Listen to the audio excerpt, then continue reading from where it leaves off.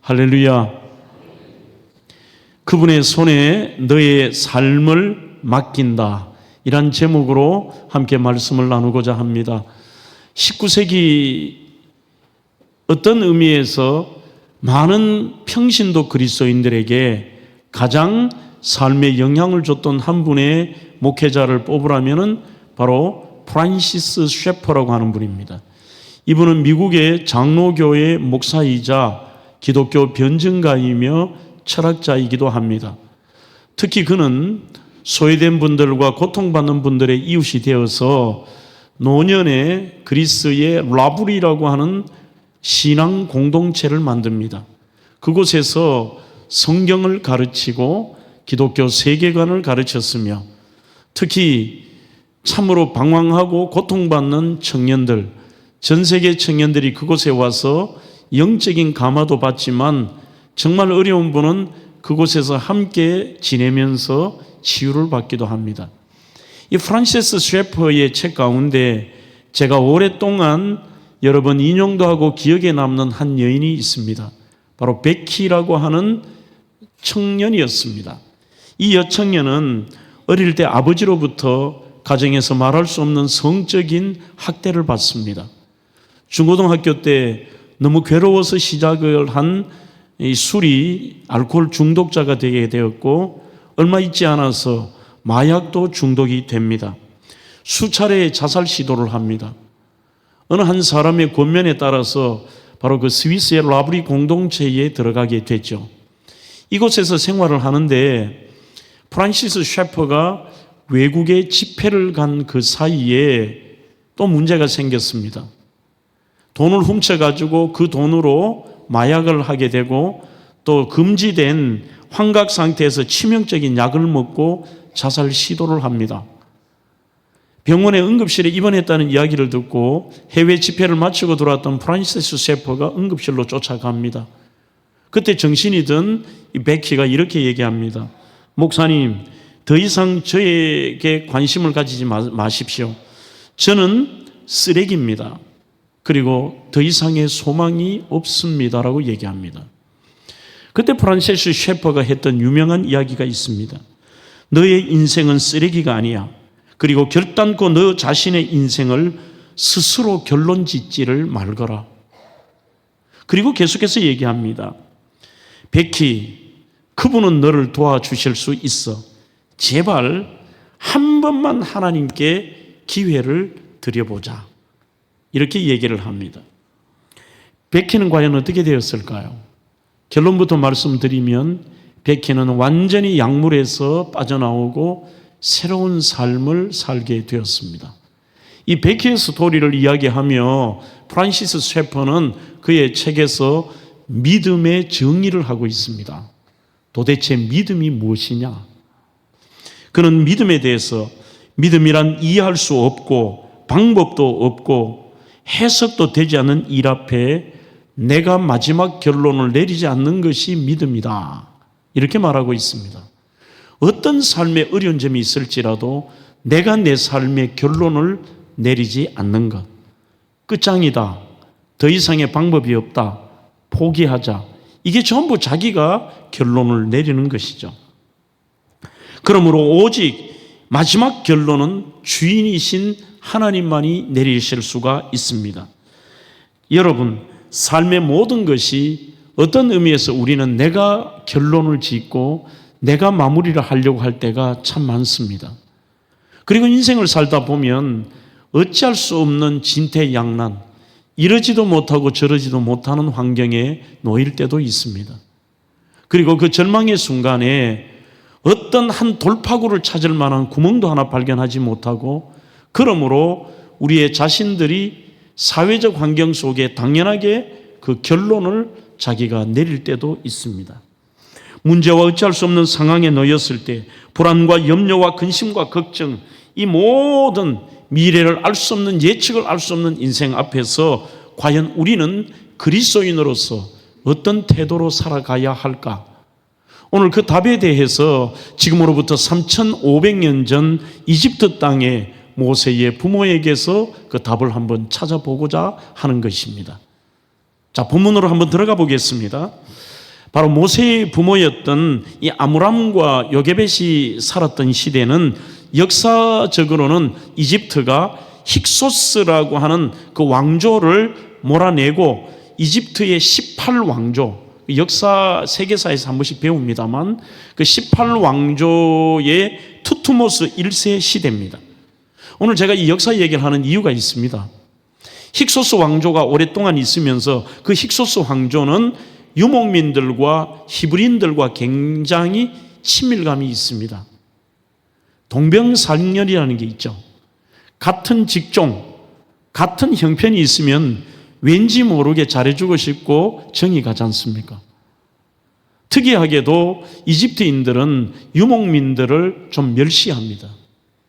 동물을 만진다는 자체, 동물과 지낸다는 것을 굉장히 업신여기는 겁니다. 예를 든다면 우리나라가 과거에 동물을 잡고 이렇게 하는 그 직업을 백정이라고 하면서 무시하고 그렇게 함부로 대했던 것처럼 그런 유목민들에 대해서 굉장히 무시하고 동물 비슷하게 취급을 합니다. 희한하게도 그러나 그 힉소스 왕조는 17왕조는 자기들이 변방에서 유목민을 하다가 그 센 땅과 그 위에서 유목민을 하던 사람이 정권을 잡은 케이스이기 때문에 그곳에서 살던 히브리인들을 굉장히 우대했던 것이죠. 그렇게 우대하고 잘했는데 새로운 왕자가 들어서면서 이들에게는 무시하면서 저 유목민들 저것들이 말이야 무슨 큰 소리를 치고 그래 하면서 무시를 하는 정도가 아니라 이들을 부정적인 감정으로 괴롭히기 시작합니다. 그게 출애굽기 1장에 나오죠. 1장 14절에 고역으로 그들의 생활을 괴롭게 했다고 되어 있습니다. 막 괴롭히는 겁니다. 무시하고 막 괴롭히고 이렇게 하죠. 여기서 끝나는 게 아니라 아무리 괴롭히고 힘들게 하는데 계속해서 히브리인들은 더 강성하여지고 숫자가 많아지니 여기에 18왕조의 투트모스 1세가 위기감을 느끼게 되는 겁니다. 아니 이것들은 또 옛날 힉소스처럼 반역해서 나라를 뒤집는 게 아닐까? 저것들은 애들도 많아. 놓으면은 그냥 왕성하고 그리고 똑똑하고 힘도 있고 이 큰일 나겠다 이렇게 싶은 것입니다. 드디어 파라오 황제가 엄청난 명령을 내립니다. 출애굽기 1장 22절입니다. 그러므로 바로가 그의 모든 백성에게 명령하여 이르되 아들이 태어나거든 너희는 그를 나일강에 던지고 딸이거든 살려두라 하였더라. 이렇게 되어 있습니다. 왕명입니다. 어명이 떨어졌습니다. 한마디로 아이가 놓으면은 태어나자마자 산모가 확인하고 그 아이를 나일강에 집어 던져 죽여버리라는 것입니다. 더 이상의 그들의 강대함을 보지 못하겠다는 것입니다. 아들을 낳으면 모두 죽이라는 끔찍한 명령 앞에 어느 히브리인의 가정에 사내아이가 태어났습니다. 그 부모는 아므람과 요게벳입니다. 이 모세의 부모는 바로 이름을 통해서 이들의 신앙을 알 수가 있습니다. 어머니 요게벳이라는 뜻 자체는 여호와는 영광이시라는 뜻입니다. 그리고 모든 영광은 여호와께라는 뜻도 됩니다. 이름 속에 비록 그들이 식민지 백성처럼 그곳에서 노예처럼 살지라도 그 마음속에는 하나님을 신실하게 믿는 믿음의 부부였다는 사실이죠. 오늘 이 요게벳의 이름은 출애굽기 6장과 민수기 26장 59절에 딱 두 번만 나옵니다. 오늘 본문에는 레위 여자라고 되어 있습니다. 그런데 이 여자가 임신했는데 2절로 3절 아들을 낳으니 그가 잘생긴 것을 보고 석 달 동안 그를 숨겼으나 더 숨길 수 없게 되매 그를 위하여 갈대 상자를 가져다가 역청과 나무 진을 칠하고 아기를 거기 담아 나일강가의 갈대 사이에 두었다고 되어 있습니다. 그러면 이 상황이 요게벳의 마음에는 진퇴양난입니다. 애를 낳아서 그 아이를 버리지 않으면 가족이 몰살당할 수 있습니다. 왕명을 어긴 것입니다. 버리려고 하고 이렇게 보니까 그 아이가 너무 잘생겨서 이 잘생김의 의미는 제가 뒤에서 한 번 더 설명하겠습니다.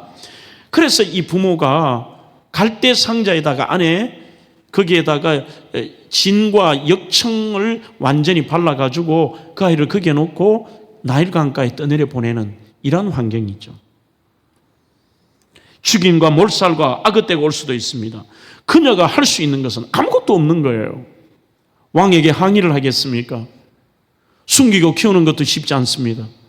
아이가 석 달이 되면서 울음소리가 커져서 밖에 나가고 이 자체가 발각이 되면은 갑작스럽게 가정은 먹구름 정도가 아니라 몰살이 당할 수도 있습니다. 당시에 파라오는 신이었습니다. 신의 명령에 거부하는 그 가정은 완전히 끝장이 나는 것입니다. 이런 상황 속에 우리가 배울 수 있는 두 가지 교훈이 뭐냐? 첫째로 모세의 부모는 그 어떤 두려운 상황 속에서도 그 어려운 환경을 믿음의 눈으로 보고 믿음의 행동을 했다는 것이 중요합니다. 이 절에 그 여자가 임신하여 아들을 낳으니 그가 잘생긴 것을 보고 석 달 동안 그를 숨겼다고 되어 있습니다. 이 똑같은 본문이 사도행전 7장 20절에 나옵니다. 그때에 모세가 낳는데 하나님 보시기에 아름다운지라 이렇게 되어 있습니다. 동일한 본문이 믿음장인 히브리서 11장 23절에 또 나옵니다. 거기는 어떻게 쓰고 있느냐? 믿음으로 모세가 낳았을 때 그 부모가 아름다운 아이임을 보고 석 달 동안 숨겨 왕의 명령을 무서워하지 아니하였더라. 이렇게 씁니다. 언뜻 보면 이렇게 해석할 수 있겠죠. 얼마나 아기가 잘생기고 멋진지 자기가 죽어도 이 아이는 살려야 되겠다. 너무 괜찮은 아이니까. 잘생겼으니까. 아기를 낳아본 어머니들은 다 아실 것입니다. 금방 논 아기가 잘생겼습니까? 쭈글쭈글하고요. 눈도 못 뜨고 빨갛고 쭈글쭈글하고 충격받아요. 모세는 뭐 태어날 때부터 코가 오똑하고 눈망울이 이만하고 뭐 피부가 매끄러 그런 거예요.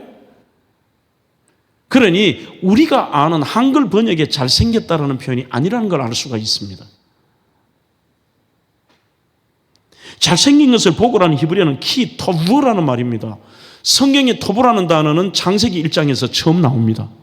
하나님께서 천지 만물을 만드시고 첫째 날 하나님께서 낮과 밤을 만드시고 넷째 날은 해달 별을 만드신 이후에 보시기에 좋았더라. 그 좋았더라가 토브예요. 하나님 보시기에 만족할 만하고 좋은 겁니다. 이게 헬라어로는 아가소 시네라는 말인데 굉장히 좋은 거예요. 단순하게 잘생겼다는 번역이 우리 한글 성경의 번역이 너무 조금은 좁히 번역이 된 겁니다. 야, 애 보니까 잘생겼네. 얘는 죽이기 아깝다. 이런 의미가 아니라는 것이죠. 준수한 것입니다.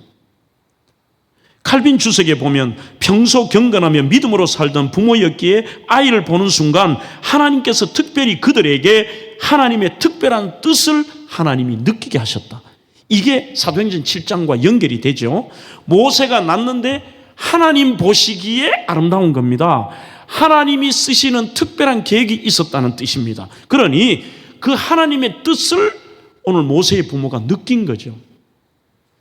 이 아이는 분명히 하나님의 뜻이 있는 것 같아. 우리가 함부로 버릴 아이가 아니야. 늘 하나님에 대해서 집중하고 믿음이 있었기 때문에 그 아이를 바라봐도 남들이 보는 똑같이 사나이 태어났네? 아유 큰일 났다. 우리가 해를 안 입으려면 버려야 되네? 이게 사람의 눈입니다. 그 다음에 애는 뭐 다 똑같이면 빨갛고 뭐 주름지고 뭐 이게 아니라 그 아이를 보며 하나님의 뜻이 뭘까? 분명히 뭔가 이 아이에게는 하나님의 뜻이 있는 것 같아. 이것을 하나님께서 그 마음에 알게 하셨고 그들에게 믿음의 눈으로 보게 하신 것입니다. 이 아이에 대해 하나님께서 계획이 있으리라는 믿음, 하나님 보시기에 아름다운 아이라면 하나님께서 지키시라는 그 확신. 그러니까 한마디로 이 요게벳과 아므람에게는 믿음이 있었기 때문에 믿음의 눈으로 봤기 때문에 환경을 두려워하지 않습니다. 지금도 우리는 여러분 그게 참 어떤 의미에서 속상하기도 합니다. 어떤 문제가 떨어지고 삶의 고통이 찾아오고 진퇴양난의 그 문제의 한 중심에 있으면요 믿는 사람과 믿지 않는 사람의 차이가 별로 없다는 게 이게 문제입니다. 똑같이 절망하고 똑같이 환경을 바라보며 포기하고 자기가 결론을 내리고 심지어는 하나님이 조금도 보이지가 않습니다. 그래서 주일이 중요한 겁니다. 우리가 그렇게 한 주를 살더라도 또다시 주일 와서 영적으로 재충전받고 말씀을 들으면서 그래, 삶이 어렵고 힘들고 내가 알지 못하고 세상의 눈은 이럴지라도 이 환경을 믿음의 눈으로 보자.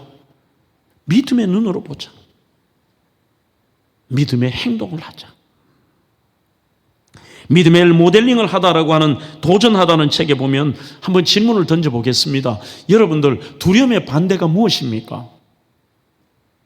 흔히들 두려움의 반대는 용기라고 생각합니다. 아닙니다. 두려움의 반대는 믿음입니다. 용기는 꺾일 수가 있지만 믿음은 좌절하지 않습니다. 사람이 자기의 의지를 가지고 용기를 내보지만 용기의 근원은 자신이지만 믿음의 근원은 하나님이시기 때문입니다. 보이지 않는 하나님을 경외하는 사람은 보이는 사람을 두려워하지 않습니다.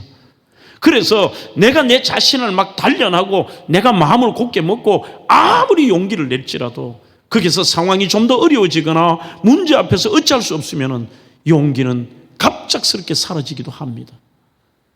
그러나 믿음이라는 것은 두려움이 없습니다. 믿음은 바로 두려움의 반대인 것이죠. 아이를 숨긴다는 것, 인간적으로 수많은 위험 요소와 불안과 두려움, 그러나 하나님께 대한 믿음이 있었기에 두려움을 이겨낸 것입니다. 어떤 믿음의 청년의 고백이 기억이 납니다. 아이가 어떤 믿음의 결단을 하고 결혼을 한다는데, 야, 네가 어떻게 해서 얘하고 결혼하려고 해? 목사님, 제가 하나님 믿죠. 제가 뭐 얘를 믿어요? 나는 하나님 믿어요. 어떤 의미에서 목회자보다 그 믿음이 더 좋은 거죠. 사람의 눈으로 보면 이렇지만 이 남자가 결정하고 이 남자를 선택한 데 대해서 믿음의 눈으로 봤다는 겁니다.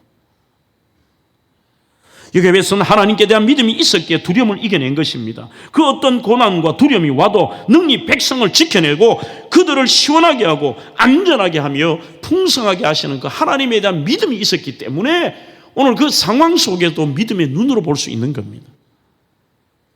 문제 앞에 삶의 불안과 염려와 근심과 걱정과 미래에 대한 희망, 꿈, 이런 모든 것들 속에 믿음의 눈으로 보니까 그게 보이는 것이죠.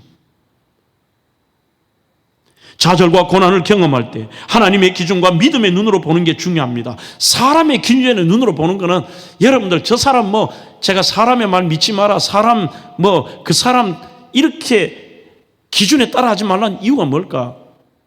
그 이유 하나는 우리 눈에는 저 사람 말이 맞고 우리 눈에는 저 사람이 나보다 대단한 것처럼 보여도요, 똑같습니다. 그냥 그 당시에 모든 사람의 기준은 잘난 사람, 못난 사람, 어떤 사람, 그 사람은 배운 사람, 능력 있는 사람, 무능한 사람 다 필요 없습니다. 똑같이 파라오 앞에서의 그들의 사람의 눈으로는 똑같이 죽여라. 그래야 우리가 산다. 신적 존재 파라오의 명령에 죽여야 산다. 이게 사람의 눈입니다. 여러분, 우리가 믿음의 눈으로 보고 믿음의 행동을 할 수 있는 것은 먼저 고정관념이 깨뜨려져야 됩니다. 사람들의 그 고정관념이 얼마나 강한지 모릅니다. 그것을 깨뜨리는 것이 얼마나 힘든지 모릅니다. 모든 사람의 눈에는 데드라인이라는 게 있습니다. 이 선을 넘으면 그 다음에 안 돼. 아무리 신앙생활을 할지라도 병원에서 당신 이렇기 때문에 지 암이 마지막 말기에서 말기인데 3개월에서 6개월 정도 살까? 그게 데드라인인 겁니다. 그러면 그 데드라인이 동일하게 고정관념 속에는 뭐 기도해도 우리가 하나님을 믿어도 정말 기적 같은 경우가 있을지 모르지만 이미 자기가 고정관념 속에는 끝이 난 겁니다. 나이가 들어서 사업에 실패한 경우에도 지금까지는 그랬지만 더 이상의 일어설 용기가 없고 보통의 경우 이 정도가 데드라인입니다. 학생들도 내가 살아가면서 내가 공부하면서 아무리 해도 이렇게 됐고 지금까지의 몇 번의 도전과 이 시간들을 보내면서 더 이상은 안 된다고 하는 데드라인이 있습니다. 그것이 소위 고정관념이기도 합니다. 사람들의 고정관념이 얼마나 무서운지 모릅니다. 희망이 없습니다. 이 아이를 끝까지 살릴 수 없다는 것이 그게 사람들의 고정관념입니다. 그러나 여러분, 하나님은 그를 살리셔서 위대한 지도자를 만들어 120세까지 살게 하며 이스라엘 민족을 구원케 하시는, 이거는 자기가 생각하는 것과 사람들의 고정관념과는 상상을 초월하는 겁니다. 그냥 고정관념 속에 얘는 뭐 어떻게 해가 우연히 사는 정도가 아니에요. 아니면 어떤 아이는 아예 못 살지만 얘는 한 3살까지 살 거야, 얘는 초등학교에, 우리로 말하면 초등학교까지는 살 거야, 이런 개념이 아닌 거예요. 울고 3개월이면 끝이다. 지금까지는 어떻게 숨겼지만 더 이상은 아니다. 더 가슴 아픈 일이 생길지도 모릅니다. 이거는 제 추정입니다. 모세 말고도 또 다른 사람도 진짜 아들이 없던 가정에 아들 태어나가지고 그 당시에 고대 사회에 숨긴 가정이 또 없었을까요? 그래서 이러지도 못하고 저러지도 못하고 눈치 보면서 벌벌 떨면서, 오늘 요괴뱃은 두려워하지도 않지만 그들은 떨며 이 아이를 몇 달을 숨겼는데 아이 울음소리가 점점 커집니다. 더 이상은 못 관리를 하는 겁니다. 들키면 다 죽으니까 더 고통스럽지요. 3개월의 데드라인이 끝나고는 그 이제 아이가 어느 정도로 큰, 오늘 일부 때도 보니까 딱 3개월 된 아이 오늘 축복기도 했거든요. 그런 아이 버린다고 생각해 보세요. 그게 데드라인이에요. 이제는 더 이상은 안 된다. 버려야 돼요. 성경의 고정관념의 예가 또 나옵니다. 요한복음 11장에 보면 바로 나사로의 죽음의 사건이 나오는데, 예수님은 다른 지역에 가 계셨습니다. 나사로가 심각한 질병으로 숨을 헐떡거리며 이제 죽어가니까 급하게 예수님께 전가를 보냅니다. 지금 예수님과 그렇게 친하게 지냈던 나사로가 지금 죽을 지경입니다. 예수님 빨리 오십시오. 빨리 오십시오. 성경은 이상한 것을 기록합니다. 예수님께서 이상한 행동을 하십니다. 성경에 이런 표현을 씁니다. 지체하다가, 이렇게 되어 있습니다. 의도적 지체이십니다. 하나님의 타이밍이 있습니다. 남들은 빨리 예수님이 오셔야 되는데, 그 데드라인에 빨리 오셔야 되는데 오시지 않습니다. 사람들은 자기가 데드라인을 쳐놓습니다. 그래서 지체하다가 나사로가 죽어버렸습니다. 이미 다 끝이 났습니다. 하지만 예수님께서 나사로의 무덤에 오십니다. 요한복음 10장 39절에 주님께서 고정관념을 깨뜨리는 말씀을 하십니다. 돌을 옮겨 놓거라 그러세요. 그러자 누이 마르다가 짜증 섞인 목소리로 자신의 고정관념을 예수님에게 얘기합니다. 예수님, 마르다가 이르되 주여, 죽은 자가 나흘이 되었으며 벌써 냄새가 납니다. 그 말은 주님, 더 이상 쓸데없는 짓 하지 마십시오. 저 압니다. 오빠가 뭐 금방 죽었다가 예수님 살리시는 것도 아니고, 죽은 지 나흘이나 돼가 시체 우리 내려가서 향유 갖다 놓도 가다 보니까 시체에서 썩은 냄새까지 나는데, 썩었는데 무슨 뭐 돌옮기라 그럽니까? 주님, 분위기 파악하십시오. 고정관념은 죽었답니다. 고정관념은 나흘이나 되었다는 것입니다. 그러나 주님은 주는 그리스도시요 살아계신 하나님의 아들이십니다. 이 땅에 오신 하나님이십니다. 천지 만물을 죽은 썩어 없어진 사람 하나 정도가 아니라 없는 이곳에서 천지 만물을 말씀으로 창조하신 분이신데요. 야이로의 딸에게도 사람들의 고정관념은 죽었다고 했습니다. 그런데 주님은 이렇게 말씀하십니다. 죽은 것이 아니라 잔다 그러십니다. 고정관념은 3개월, 이제 더 이상 숨길 수 없습니다. 설사 더 숨길 방법도 없고 여기까지가 끝이라 할 수 있는데, 하나님의 예비하신 것은 상상을 초월하십니다. 이 아이를 숨길 수 없다가 아니라 이미 그 당시에 파라오의 딸 하셉수트를 준비했습니다. 이 하셉수트 모세의 어머니는 일반 세계사에서도 유명한 여인입니다. 이집트 역사 가운데 가장 강력한 나중에 여왕입니다. 지금도 여러분들이 이집트의 성지 순례를 가시다가 거기는 성지는 아니지만 꼭 피라미드를 가보고 그 다음에는 꼭 가보는 것이 바로 하셉수트 장전이라는 곳이 있습니다. 이 하셉수트 장전에 가면 모세의 어머니 석상도 서 있고 그 어머니의 무덤인데 어마어마하게 큽니다.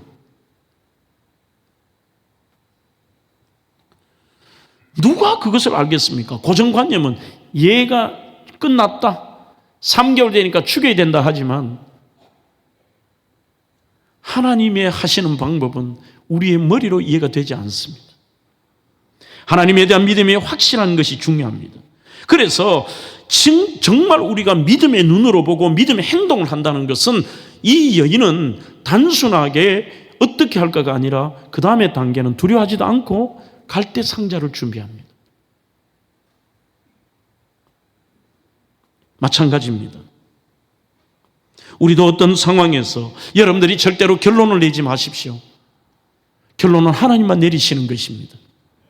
그 속에서 우리가 할 수 있는 것은 하나님께 맡기고 끝까지 하는 거예요. 린다 민틀의 걱정 없는 삶이라는 책에서 믿음으로 살고 하나님과 함께하는 삶의 특징이 1번이 불확실성을 받아들이는 겁니다. 아무리 봐도 확실한 게 없어요. 그래도 그거 받아들여야 됩니다. 요즘 제 설교에 이 수용이라는 단어를 자주 쓰죠. 두 번째는 과정에서 하나님을 신뢰하는 것. 어떤 분들은 그 과정이 진행되면서 과정이 더 악화가 되고 힘들어지고 더 안 좋은 쪽으로 나가면 거기서 하나님을 신뢰하지 않습니다. 처음에 하나님을 신뢰하는 것처럼 하다가도 하나님을 신뢰하지 않습니다. 세 번째는 하나님이 전체적으로 다 보신다는 걸 믿어라. 하나님은 어떤 경우에는 우리하고 함께 계시고 우리의 상황을 보고 계시고 어떤 부분은 하나님이 모르신다가 아니라 우리의 삶의 전 영역과 전 시간과 모든 전체를 하나님은 다 보고 계시는 것입니다. 그러기에 어떤 환경에도 우리는 그 하나님을 신뢰하기 때문에 절망하지 않습니다. 로마서 8장 28절의 말씀처럼 우리가 알거니와 하나님을 사랑하는 자 곧 그의 뜻대로 부르심을 입은 자들에게는 모든 것이 합력하여 선을 이룬다고 말씀하고 있습니다. 데비 에커먼의 가장 어려운 결단 맡김이라는 책에 보면 이 루마니아 공산정권에 있었던 한 얘기를 소개해요. 그러니 고정관념을 떨치고 그럴지라도 두려워하지 말고 준비하는 겁니다. 당시에는 성경을 읽었다는 이유만으로 지금 딱 북한 같습니다. 여러분들 북한에서 성경 읽거나 특별히 성경을 전달하거나 판매하면 특히 성경 판매 전달은 무조건 사형입니다. 당시에 성경을 읽었다는 이유로 루마니아는 수많은 사람들이 감옥에 갇히고 처형을 당합니다. 그 당시에 이 데이비 에커먼의 맡김이라는 책에 보면 땅크라고 하는 아주 유명한 목사님 계세요. 그 목사님이 목숨을 걸고 성경 배달 일을 하시는데 어느 날 자동차에서 다른 나라에서 트렁크에 성경을 300권을 싣고 그 지하교회 성도들에게 나눠주기 위해서 국경을 넘어가야 됩니다. 읽기만 해도 죽는데 성경 배달이라면 바로 죽지요. 그렇지만 국경을 넘어서 자기 집까지 가는데 검문소가 11개가 있었다고 합니다. 그때마다 검사 다 하는 거죠. 사람의 고정관념은 가면 안 됩니다. 이건 무모한 겁니다. 한 개는 우연히 지나갈 수 있지만 11개를 어떻게 가요? 그러나 땅크 목사는 하나님께 간절히 기도하고 오늘 우리의 이 설교의 제목처럼 오늘 나의 이 사명을 주님의 손에 맡깁니다. 그렇게 하면서 고정관념을 깨뜨리고 죽으면 죽으리라 두려워하지 않고 가요. 그런데 가다 보니까 두려움이 생깁니다. 기도의 응답은 첫 번째 검문소는 트렁크도 열지도 않고 검문도 안 하고 통과가 됐습니다. 하지만 앞으로 10개가 더 통과가 돼야 됩니다. 불안합니다. 길가에 차를 세워놓고 울면서 기도합니다. 그래도 진정이 안 됩니다. 차에 내려 들판을 걸어갑니다. 한 호수가 있었습니다. 그 호수에서 시편 23편의 말씀을 암송을 했습니다. 여호와는 나의 목자시니 내게 부족함이 없으리로다. 그가 나를 푸른 풀밭에 누이시며 쉴 만한 물가로 인도하시는도다. 내가 사망의 음침한 골짜기로 다닐지라도 그 해를 두려워하지 않을 것은 주께서 나와 함께 하십니다. 오늘 지금 가는 길은 사망의 길이다. 그런데 주께서 함께 하신다. 이렇게 용기를 얻고 다시 차로 돌아오는데 희한하게도 자기가 그 세워놓은 차 옆에 한 젊은 장교가 이렇게 서 있더래요. 그러면서 당신 어디까지 가냐? 예, 제가 어디까지 갑니다. 나 차 태워줄 수 있냐? 묻더래요. 그래서 차를 불안한 마음으로 태워줬는데 희한하게도 가는 데마다 그 10개가 한마디 질문도 하지 않고 다 통과가 됐습니다. 여러분들 아시겠죠? 왠지. 물론 옆에 장교가 타고 있기 때문에 그 검문소에서 검수할 필요가 없는 거예요. 그러면서 이 데비 에커먼의 책에서 질문을 합니다. 장교는 도대체 어디서 나타났나? 그러면서 그는 결론을 이렇게 내립니다. 성경 속에서만 역사하시는 하나님이 아니시고 우리의 삶에도 동행하시고 응답하시고 역사하시는 분이시다. 그렇게 말씀하고 있습니다. 우리의 지금의 삶에도. 어제 저녁 7시에 요즘 토요일마다 제가 청소년 청년들에게 기독교 교리를 가르치고 있습니다. 거기서 한 아이가 저에게 질문을 했습니다. 제가 이 말을 했습니다. 하나님의 섭리에 대한 교리를 말하면서 하나님의 섭리 속에 우리가 모든 것이 하나님의 계획과 섭리 속에 있지만 인간에게 자유의지를 주셨다. 그 자유의지는 하나님의 뜻과 상관없는 게 아니라 우리가 하나님의 섭리를 모르기 때문에 내가 할 수 있는 날은 해야 된다. 그러면 하나님이 거룩한 간증거리를 준다고 얘기를 했습니다. 그러자 이 아이가 이렇게 질문했습니다. 그런데 목사님 좀 겁이 나요. 이렇게 오해를 했던 것 같아요. 거룩한 간증거리 하니까 어떤 막 고난이 와가지고 또 그런 간증이 생기면은 무섭다는 거죠. 자기가 옛날에 그런 무서움이 있었다는 거예요. 그래서 제가 이렇게 대답을 했습니다. 여기서 말하는 거룩한 간증거리라는 것은 지금의 현재의 문제 앞에 하나님 앞에 그렇게 기도하라는 거다. 하나님 저에게도 두려움이 사라지고 오늘 이 문제가 극복이 되어서 하나님이 살아계심을 저도 간증하게 해주십시오라는 것은 축복이다. 축복의 간증거리다. 고난 준다는 말이 아니라 지금의 너의 상황에서 하나님이 좋은 것을 주셔서 해결해 주셔서 너의 간증거리로 삼는 거다. 이렇게 제가 답을 해줬습니다. 사랑하는 성도 여러분, 우리의 삶 속에 믿음의 눈으로 상황을 보면 고정관념을 깨뜨릴 수 있고 하나님이 하시는 일들의 간증거리를 경험할 수도 있는 것입니다.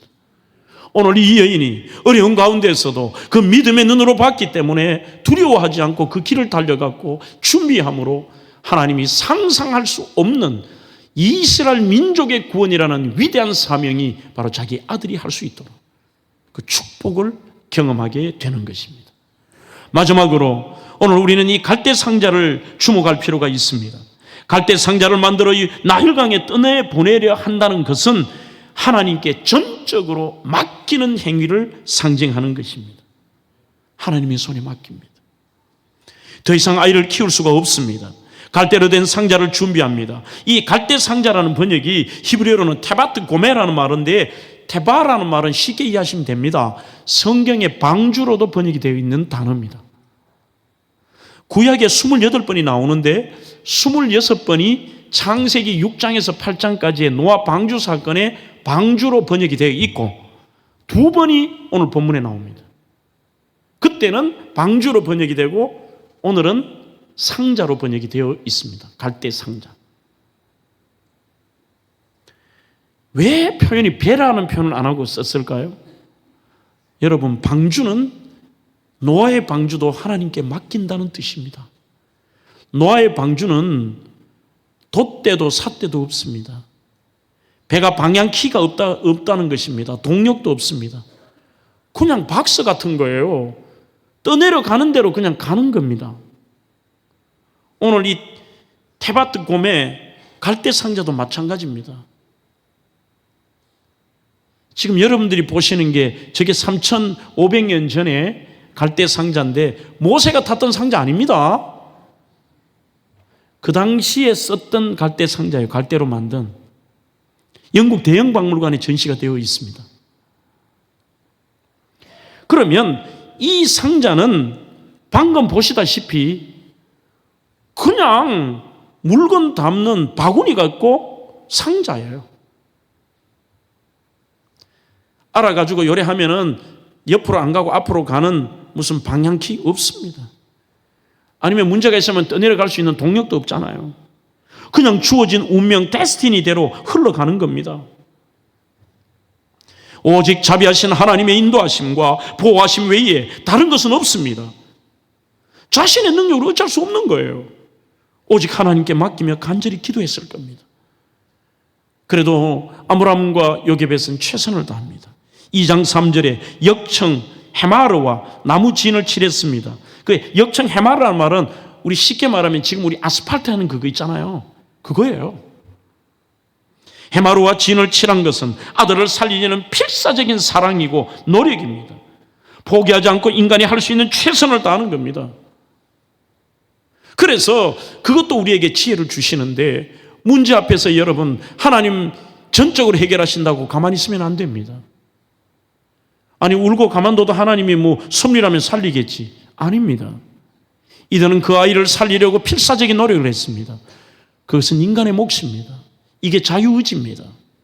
그러나 모든 것은 하나님의 섭리 속에 있을지라도 하나님은 사람을 통해 역사하십니다. 우리에게도 그런 분도 있습니다. 아프면 병원에 가야 됩니다. 약도 먹어야 됩니다. 치료도 받아야 됩니다. 엄마 괜찮다. 옛날에 목사님 누구 안수해서 낫는 거 내가 봤다.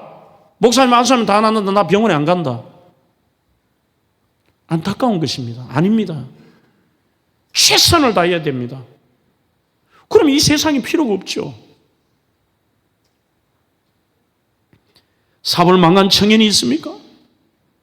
다시 막노동부터라도 최선을 다해야 됩니다. 절대로 포기해서는 안 됩니다. 그러나 가만히 있어도 안 됩니다. 우리는 갈대를 가지고 갈대 상자를 만들어야 됩니다. 그게 역청을 치려야 됩니다. 나무의 진을 치려야 되는 것입니다. 불가능과 완전한 불완전한 상황, 포기하지 않고 인간이 할 수 있는 난 최선을 다하는 것. 그게 갈대 상자입니다. 하지만 더 중요한 것은 이 갈대 상자는 하나님께 맡긴다. 우리 젊은 청년들이 많이 부르는 요게벳의 노래 가사처럼 너의 삶의 참 주인, 너의 참 부모이신 하나님, 그 손에 너의 삶을 맡긴다. 너의 삶의 참 주인, 너를 이끄시는 주 하나님, 그 손에 너의 삶을 드린다. 오늘 이 여인이 선택한 행동은 삶을 송두리째 주님께 맡기는 겁니다. 참으로 인간적으로 무마할 수 있습니다. 나일강은 우간다로부터 시작이 되어서 이집트까지 어마어마하게 긴 강일 뿐만 아니라 넓고 그 강은 변화무쌍한 강입니다. 물살도 있습니다. 나일강에는 악어떼도 있습니다. 그런데도 희한하게도 오늘 이 여인이 이 아이를 카스토라고 하는 지역에 버려요. 본문에는 해석이 이렇게 되어 있습니다. 사람들이 있는 갈대 사이로 이 갈대 상자를 떠내보냈다고 되어 있습니다. 위험천만한 일입니다. 당시에 아이를 발견하면 이 아이는 그 자체가 압니다. 히브리인 아이라는 것을. 왜 그러냐? 히브리인 아이들의 이 싸는 천 자체가 달라요. 그리고 표시를 하게 되어 있습니다. 그 다음에 더 중요한 거 아시겠죠? 대번 히브리인 아이라고 아는 거. 히브리인들은 난지 8일 만에 할례를 해요. 딱 보면 얘가 히브리인 아이라는 걸 알 수가 있습니다. 사람이 눈에 잘 띄는 곳에 버립니다. 그것은 잘못하면 곧바로 잡히고 죽임을 당할 수 있습니다. 건짐을 받지 못한다면 이 아이는 익사가 될 수 있습니다. 방금 본 대로 딱딱한 것도 아닙니다. 갈대에다 그냥 거기에다 칠한 것인데 이것이 균형을 잡을 수도 없습니다. 이미 아이가 3개월만 돼도 움직임이 다릅니다. 비참하게 물가에 떠다니다 죽을 수도 있습니다. 얼마나 어머니에게 가혹한 고통이었을까.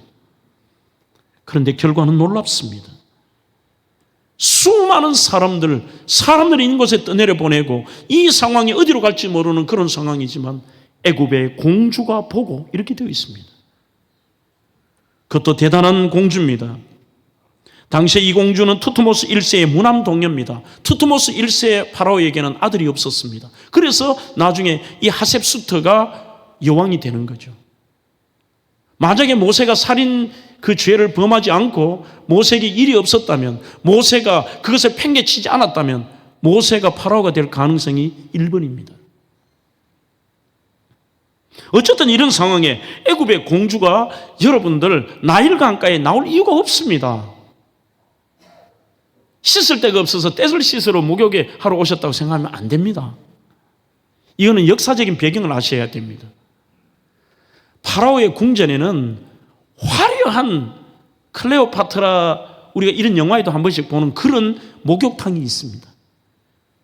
지금 봐도 나무라는 정도가 아니라 지금보다 훨씬 수준이 높은 목욕탕도 있고요. 향료도 있고 거품 목욕도 하고 다 할 수 있습니다. 그러면 왜 나왔느냐? 당시에 이 이집트에서는 특별 구역을 정해서 신의 딸이, 공주가 풍요의 상징이고 그들의 젖줄이라고 하는 나일강에서 목욕을 하면 다산과 안녕을 기원받을 수 있다. 그걸 기원하는 거예요. 백성들을 위해서 거기에 씻으러 오면은 백성들이 애 잘 놓는다, 풍요로워진다라고 거기 소위 말하는 우상의식을 하러 나온 겁니다. 절대로 일상적인 일이 아닙니다. 여기에 하나님의 섭리가 개입이 됩니다. 우연일까요? 마침일까요? 하나님의 섭리입니다. 하필이면 왜 그때? 그 다음에 두 번째는 2장 6절에 하나님의 섭리가 놀라운 것이 불쌍히 여겨서 이 와타흐몰이라는 말이 나옵니다. 애가 떠내려오는데 야야 저기 뭐냐 가지고 와봐라. 딱 보니까 본문에도 나와 있죠. 히브리인 아이임을 보니까 할례가 되어 있고 얘가 이 덮친 천이 보니까 이거 노예하는 이거 히브리 애네. 오늘 이 거룩한 지금 예식을 하는데 이 재수 없다. 야 빨리 가서 버려라. 빨리 죽여라. 이럴 수 있습니다. 여기 하나님의 개입이 있습니다. 이 아이를 보는데 공주가 마음에 감동이 있고 불쌍히 여기는 겁니다. 가히 건져와라. 건지는 것에 끝나는 게 아닙니다. 모세를 건져 양아들을 삼은 이 공주는 그 아들에게 온갖 정성을 다하고 있습니다. 그 다음에 세 번째는 더 엄청난 일이 있습니다. 이제 아이가 건져서 불쌍히 여기는데 자기 아들을 삼았으니까 얘를 키워야 되는데 공주가 애를 놓는 것도 아니고 젖이 나오는 것도 아닙니다. 그리고 젖이 나와도 과거 고대에는 귀족들과 이 공주들은 유모를 다 키웁니다. 유모가. 2장 9절에 이렇게 얘기합니다. 바로의 딸이 그에게 이르되 이 아기를 데려다가 나를 위하여 젖을 먹이라. 내가 그 삭슬 주리라. 여인이 아기를 데려다가 젖을 먹이더니 이렇게 되는 겁니다. 어찌할 바를 몰라가지고 누나가 따라가요. 이렇게 갈대가 상자가 가니까 어떻게 하나. 그런데 그 갈대 상자가 공주가 제전하고 있는 그쪽으로 가버려요. 아이고 이거 어떻게 하지? 한데 공주 옆에 갔어요. 공주가 보더니 이 애를 너무 예뻐해요. 이 참 안 됐다. 히브리 네이네. 얘가 내 아들 삼으면 좋겠네. 야야 이거 어떻게 하지? 옆에 있는 사람 하니까 한마디 합니다. 얘가 히브리인이니까 이 젖을 먹이라고 하니까 뭐 모세가 울었을 수도 있겠죠. 배고파하니까 빨리 젖 먹여야 되는데 유모 찾아봐라. 히브리니까 히브리 유모 데려오면 어떨까요? 좋네. 누구 데려올까? 예, 마침 있습니다. 자기 어머니를 데리고 와요. 저는 이 부분을 준비하면서 혼자 웃었습니다. 와, 하나님이 이렇게 하시나? 인류 역사상 자기 아들을 젖먹이면서 돈 받은 여자가 누가 있습니까? 나오잖아요. 직접 얘기해요. 그 삭슬 내가 줄이라. 자기 아들 자기가 키우고 자기 아들 자기 젖먹이면서 돈까지 받고 월급 받고 키워주고. 거기서 끝나는 게 아니라 행간의 레슨이라는 부분이 나옵니다. The lesson of the between the line. 라인 사이에 그 간격이 있는데 9절로 10절은 무려 7년의 간격이 떨어집니다. 10절이 되니까 그 아이가 자라매 바로의 딸에게 데려가니, 즉 3개월 때부터 이 히브리인들은 보통 그 과정들이 좀 달라요. 하지만 이집트인들은 아이를 만 7살 때부터 정식 이집트 교육을 시킵니다. 그러니 그때까지 무려 7년이나 친어머니가 이 아이를 키운 겁니다. 젖을 먹이고 아이가 말이 떨어질 때에 히브리 말을 가르치고, 그러면서 제일 중요한 신앙 교육을 하고 민족 교육을 하고, 이미 이 아이는 어릴 때 다 갖춘 거예요. 그리고 때가 되어서 파라오의 아들을 왕자로 간 겁니다. 사랑하는 성도 여러분, 인생은 참으로 흔들릴 만한 일들이 많습니다. 우리의 관념 속에 낙심하고 포기할 만한 일들이 생길 수도 있습니다. 그때마다 오늘 갈대상자를 생각하십시오. 오늘 이 글을 하나 읽고 기도하려고 합니다. 이지연 국민일보 논설위원이 국민일보에 내 인생의 갈대상자라는 글을 쓴 적이 있습니다. 나만의 갈대상자를 어떻게 물가에 내려놓을 수 있을까? 예측할 수 없는 인생의 강물 앞에 품고 있던 갈대상자를 내려놓기는 쉽지가 않다. 그러나 하나님 앞에 파산당한 사람처럼 스스로 설림이 없다는 것을 인정한다면, 자기를 부인하고 오직 하나님의 도움으로서만 생존할 수 있다고 고백한다면, 자신을 내세우지 않고 자신을 비워 전적으로 하나님이 주인되게 한다면, 자신에게서 아무것도 기대할 것이 없고 오직 하나님으로부터만 모든 것을 기대하게 된다고 고백한다면, 보이지 않는 길에 갈대상자를 나도 내려놓을 수 있을 것 같다. 그렇게 얘기합니다. 하나님을 신뢰하십시오. 절대로 포기하지도 마십시오. 오늘 제가 시간 관계상 여러분들에게 유인물을 준비를 했습니다. 체리 힐의 흔들리지 마라고 하는 책에 보면, 내가 과연 나의 삶을 주께 맡기고 있느냐, 내가 하나님을 전적으로 신뢰하느냐에 대한 13가지 질문을 한번 던져보래요. 그 13가지 질문지를 제가 나가면서 여러분들 가져가시도록 준비를 해놨습니다. 그 질문을 던지며 그 질문 앞에 내가 예라고 대답한다면 우리도 이 갈대상자를 내려놓을 수 있습니다. 오늘 또 여러분 삶의 문제 앞에 여러분들 자신뿐만이 아니라 여러분들의 자녀들도 여러분들의 삶의 문제 앞에서도 그분의 손에 나의 삶을 맡긴다. 여러분들의 아이들에게도 그렇게 얘기하십시오. 그분의 손에 너의 삶을 맡긴다.